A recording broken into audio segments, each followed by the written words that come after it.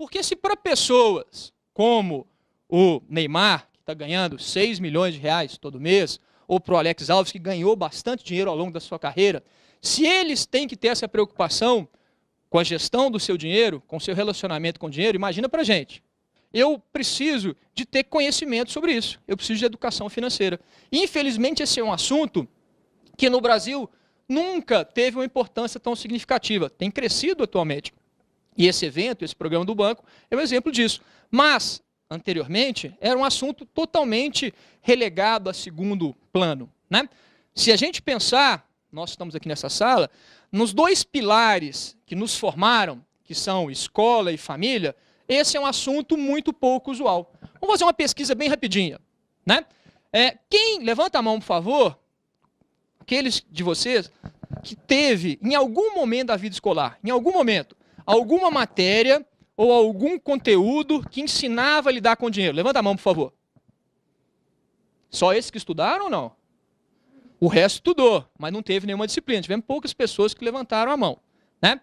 Vamos pensar na família. Quem tinha o hábito em casa de conversar, que os pais tinham o hábito de conversar sobre a questão do dinheiro? Levanta a mão, por favor. Aumentou um pouquinho, mas ainda é minoria. Agora levanta a mão, por favor, quem consegue passar algum dia, qualquer dia que seja, sábado, domingo, feriado, eu aceito qualquer um, sem tomar alguma decisão que não envolva o dinheiro. Qualquer dia, pode ser qualquer dia. Ou seja, se é uma coisa tão importante para nós, a gente deveria aprender ao longo da nossa vida, ou ter aprendido ao longo da nossa vida, a tomar decisões relacionadas a esse assunto. Graças a Deus isso tem mudado, né? Mas, infelizmente, tem chegado tarde para algumas pessoas, que muitas pessoas podem ter tomado algumas decisões erradas e hoje estão pagando o preço disso. Vamos pensar um caso de um pai de família, trabalhador, já há vários anos, né, naquela luta danada, que nunca teve um carro.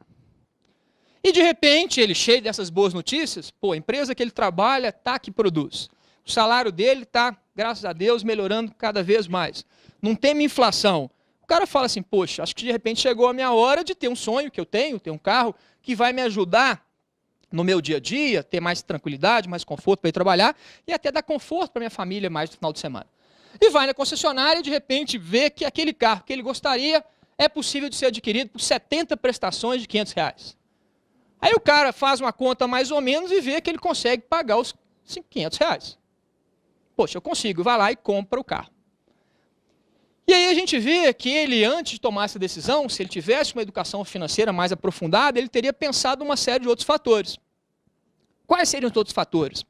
Vamos pensar primeiro no tempo que ele se comprometeu. 70 meses é quanto tempo, pessoal? Quase 6 anos, né? 72 seriam 6 anos fechados. E em 6 anos, muita coisa pode acontecer na nossa vida, não pode? Para eu me comprometer com alguma coisa por um prazo tão longo, eu tenho que ter muita certeza, muita tranquilidade para fazer isso, né? Para a gente mais ou menos vislumbrar isso, vamos fazer um exercício rapidinho. Todo mundo volta em 2007. Por que 2007? Porque são 6 anos antes de hoje.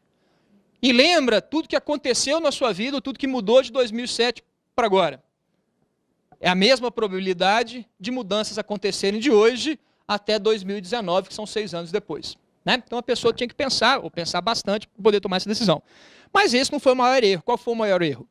Ele achou, e quando fez uma conta, que ele tinha que se preocupar só com a prestação do carro. Quem tem carro aqui? Prestação do carro talvez seja o custo menor que a gente tem no carro, não é? Porque o camarada compra o carro e depois que ele descobre que para o carro sair da garagem ele precisa de quê? Gasolina, álcool ou gás, conforme o combustível dele. Ele descobre que ele tem que pagar imposto para o governo. O governo está de olho lá no que você adquiriu, que é uma boquinha daquilo. Além do imposto, se ele é uma pessoa mais previdente, que ele quer ficar com mais tranquilidade, ele tem que contratar um seguro. Além do seguro, ele daqui a pouco vai começar a ter despesa de manutenção. Ah, mas carro novo tem manutenção? Você roda 5 mil, dependendo do fabricante, ele já exige que você troque o óleo, por exemplo. Mas mesmo assim, antes de trocar o óleo, você tem que lavar o carro de vez em quando. Isso são gastos de manutenção. E o camarada descobre, depois que ele comprou o carro, que ele conseguia pagar os R$500 do financiamento. Só que quando esses R$500 se somam aos 200 de combustível que ele ia gastar, mais os 100 do seguro, mais o 100 do imposto, mais o 100 da manutenção, esse montante já não cabe mais no orçamento dele. E ele, que era uma pessoa controlada, que graças a Deus tinha tido uma vida financeira certinha por todo o tempo, começa a se enrolar. Começa a não ter dinheiro para pagar algumas coisas que anteriormente ele conseguia pagar com tranquilidade. De repente começa até a se endividar, começa a atrasar em algumas contas, começa a ter um problema financeiro. E o problema financeiro, ele é grave porque ele acaba se estendendo, ampliando, como a gente vai ver agora. Porque se o problema financeiro fosse só uma questão financeira, o problema não era tão grave assim. Se fosse uma questão de eu não conseguir pagar aquilo que eu devo, que eu preciso, já é um problema, mas tem uma gravidade limitada. Só que a pessoa que está passando por alguma dificuldade financeira, ela rapidamente começa a ter problemas de saúde. Começa a ficar mais preocupada, mais tensa, não consegue dormir direito, etc. E muitas vezes a pessoa, inclusive, somatiza em algumas doenças. Então, um problema que era do bolso acaba começando a atacar o meu corpo, a minha cabeça. É mais grave. Mas se fosse só isso, menos mal. Mas quem está tendo um problema financeiro, começa a ter problemas de relacionamento. Fica mais nervosa, ansiosa, começa a brigar com o namorado, com a namorada, com o pai, com a mãe, com o marido, com a esposa, e pode criar problemas sérios nesse relacionamento. Então é alguma coisa que ataca o meu bolso, ataca meu corpo e ataca meus relacionamentos. Se ficar só até aí, menos mal, mas pode chegar inclusive no meu ambiente profissional. Por quê? Porque todos nós somos humanos. E como humanos, ninguém consegue, por exemplo, deixar os seus problemas financeiros da porta do banco para fora. Todo mundo acaba trazendo isso para dentro do trabalho. Isso pode trazer consequências ruins para você no desempenho das suas tarefas, no relacionamento com seu chefe, com a própria empresa como um todo. E muitas vezes até as pessoas acreditam que a solução para o problema financeiro vai ser pedir a conta no emprego. Já tenho uma boa indenização, tenho um fundo de garantia e vou solucionar o meu problema. Você vai talvez solucionar temporariamente, mas está criando logo um problema na frente. Por quê? Porque se você não conseguir um emprego, você não vai ter salário, aí que você vai ver o que é começar a ter problemas financeiros. Né? E a educação financeira, pessoal, ela surge, ou a importância dela começa num grande dilema que todos nós temos. Independente da renda, independente se eu sou o Neymar, o Alex Alves, o Carlos Eduardo, independente de quem quer que seja. Qual que é esse dilema? De um lado, na nossa balança, nós temos desejos ilimitados. A gente gostaria de ter um monte de coisa, de ir num monte de lugar, de conhecer um monte de pessoas, de fazer um monte de coisa. Só que do outro lado, da área de recursos, os nossos recursos são limitados. Eu não estou falando só de recurso financeiro, estou falando de recurso de tempo, por exemplo. Nós não temos tempo para fazer tudo aquilo que a gente gostaria de fazer. Nós temos uma limitação temporal. Todos nós só temos 24 horas no dia, 7 dias na semana, 30 dias no mês e por aí afora. Ou seja, eu tenho que fazer o quê? Tenho que realizar escolhas.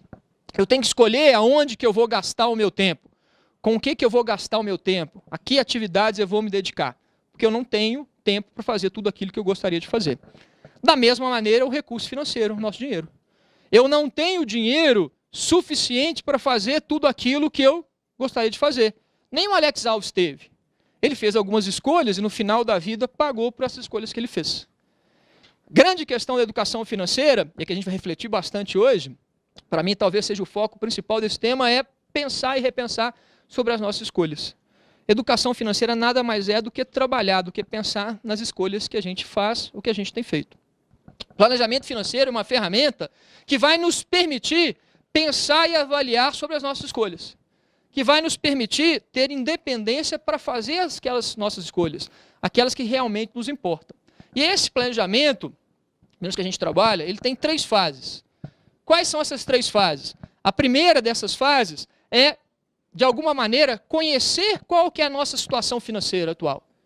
Como é que está o nosso relacionamento com o dinheiro? Passar dessa fase, dominar dessa fase, eu posso avançar para a segunda, que para mim é mais bacana, que é o quê?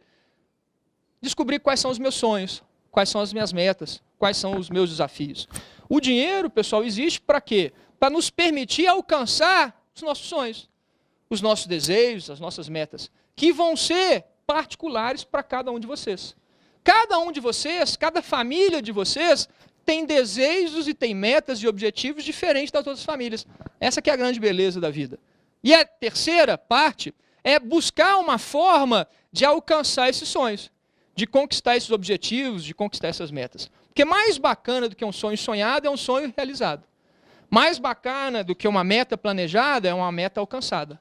E bacana, quando a gente faz um trabalho de consultoria com as pessoas, que todo mundo acha que nunca consegue diminuir os gastos. Até porque todos nós temos uma possibilidade imensa de justificar cada um dos nossos gastos.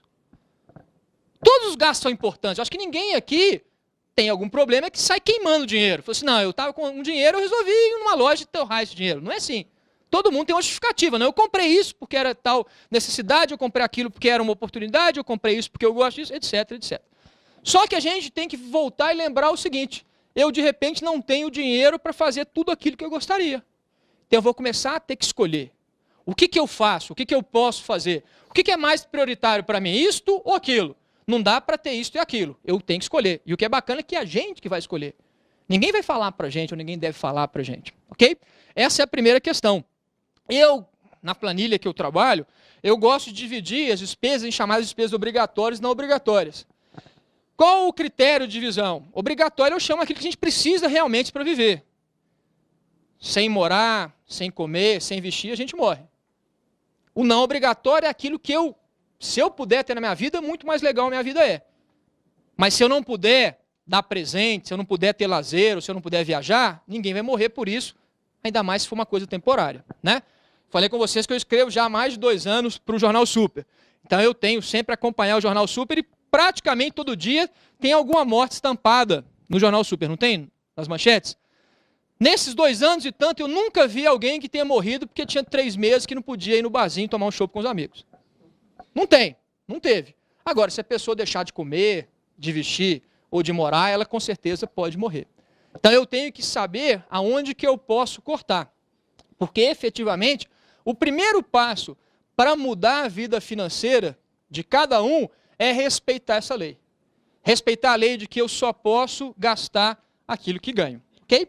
E falando em gastar, tem alguns assuntos que podem ajudar. Mesmo aqueles que já tenham um controle maior, que já tenham, né, uma planilha, já saibam onde estão gastando, já refletiram, já viram que realmente são aqueles produtos e serviços que eu realmente gostaria de estar gastando, etc. Né? Na planilha, ou quando eu tenho algum controle, eu posso estar acompanhando quais são os meus gastos.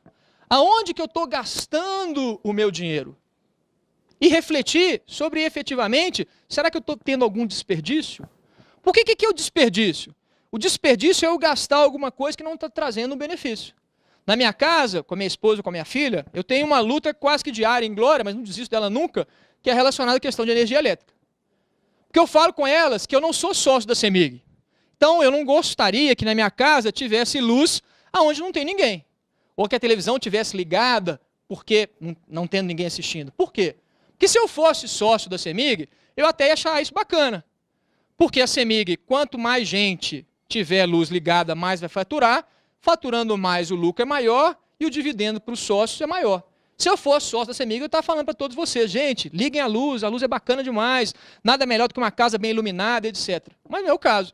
Então, se não tem ninguém usufruindo do benefício da luz, para que a luz ficar ligada? Se a luz está sendo desligada, significa que no final do mês, a conta de energia que eu vou pagar vai ser efetivamente aquela energia que eu consumi.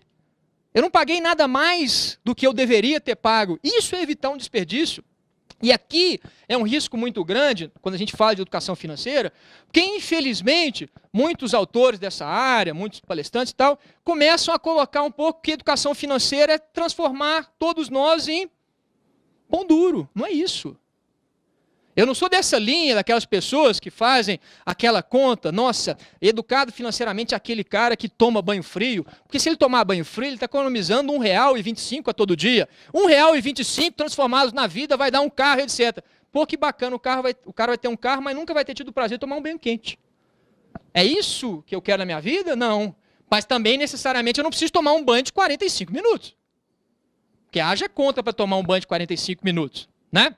Então eu vou procurar, buscar onde que eu posso diminuir caso haja oportunidade. Por quê? Porque se eu diminuir, eu posso gastar em alguma outra coisa. Alguma outra coisa que de repente hoje eu não tenho possibilidade de estar gastando, de consumindo. Uma outra dica bacana é relacionado à questão de lista de compra.